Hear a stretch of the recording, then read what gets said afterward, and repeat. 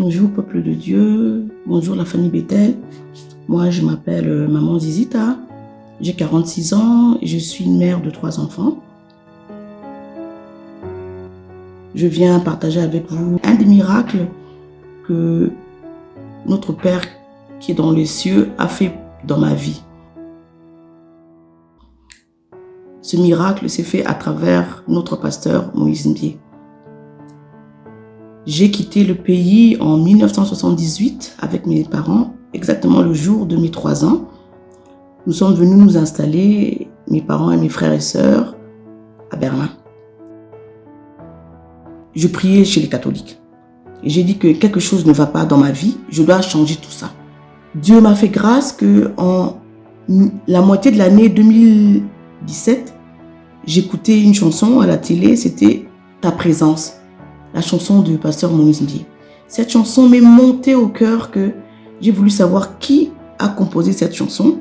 J'ai tapé son nom sur YouTube et j'ai vu que c'est un homme de Dieu, un prophète. Il enseigne les paroles. J'ai commencé maintenant à suivre ses prédications à la télé. Je commençais à avoir un allègement dans ma vie, un soulagement. Je commençais à avoir une lumière qui rentrait dans ma vie. Et maintenant, je viens au miracle qui s'est passé dernièrement dans ma vie. C'était le 12 mars, j'allais avec mes enfants à la piscine. Le bus arrivait, j'ai dit aux enfants, on accélère un peu nos pas. On n'a pas couru. En accélérant mes pas, j'ai senti un cric dans mon genou gauche. C'était comme si quelque chose s'était détaché. Bon, ça avait fait mal, mais on a quand même passé la journée à la piscine avec les enfants. On a fait 4 heures là-bas. On est rentré à la maison. J'avais des petites douleurs, mais ça allait. Le lundi au soir, vers les 21h, je me lève pour aller dormir. Je sens maintenant le deuxième crac. C'est comme si on a pris, je ne sais pas, un couteau et on a détaché quelque chose encore dans mon genou. La douleur là m'a fait tellement mal que je suis tombée par terre.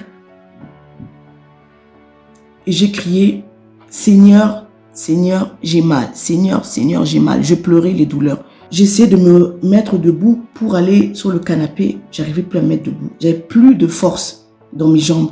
Surtout la partie du genou gauche. Je me suis mis à 4 pattes. Je marchais comme un chien. J'ai toqué dans la chambre de mon fils de 13 ans. Damien, réveille-toi. Damien, réveille-toi. Damien s'est levé. Il m'a vu par terre. Mon fils m'a aidé. Il m'a mis sur le divan. J'avais des douleurs. Il est reparti dormir. J'écoutais seulement des adorations. Vers 6h30, leur papa est venu.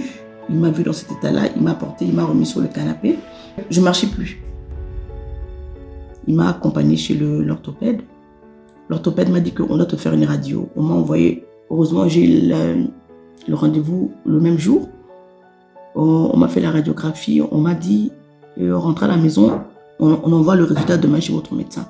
Mon médecin m'a aussi appelé et on m'a dit que j'ai une déchirure du muscle et la partie qui s'est détaché, s'est déposé sur l'os de mon genou. C'est pour ça que mon genou est bloqué. Mon genou, je vous montre, était resté comme ça. Ça faisait un angle droit. Je ne pouvais pas le plier. C'était bloqué. Et le médecin m'a dit que pour débloquer ça, on doit faire une opération le plus vite que possible. Moi, j'ai dit sincèrement, je ne veux pas être opéré. Proposez-moi une autre alternative. Il m'a dit que pour qu'on débloque ça, on doit remettre la partie qui est sur ton genou à sa place et on doit coudre les 2 parties. Moi, j'ai dit, je ne veux pas d'opération. Il m'a dit, bon, je comprends le choc, rentrez à la maison et appelez-nous quand vous serez prête.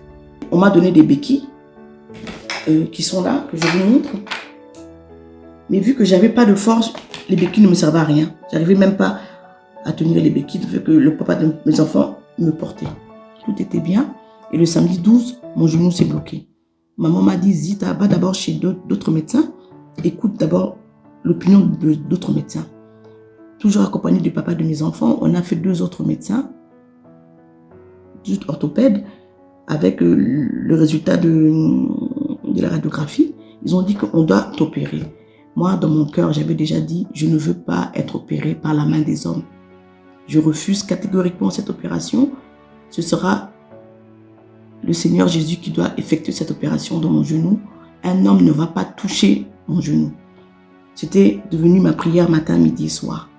Je suis rentrée à la maison, j'ai encore appelé maman. Maman m'a dit, c'est comme ça, on attaque les prières. On commence dans les prières.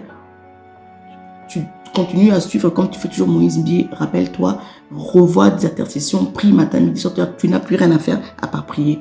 Et c'était ce que je faisais, j'ai refusé. Parce que je ne pouvais plus aller travailler, je ne pouvais pas me mettre debout.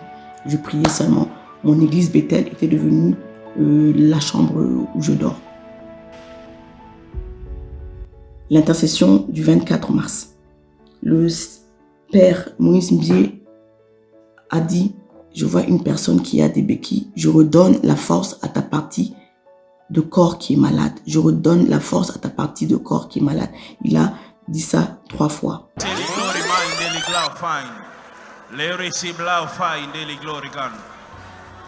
Je suis en train de voir une personne avec des béquilles, mais que Dieu est en train de visiter maintenant. Même la partie de ton corps qui était faible, l'Éternel est en train de te donner la force maintenant. Il t'accorde cette force maintenant. Il t'accorde cette force maintenant.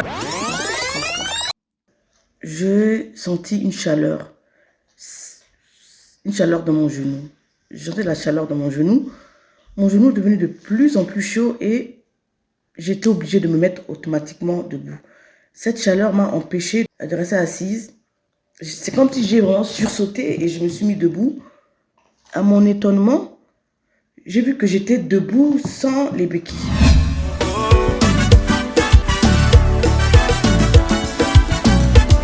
Kaka Yesu, Kaka Yesu, Kaka Yesu, Zambalola salisi ngai. Kaka Yesu, Kaka Yesu.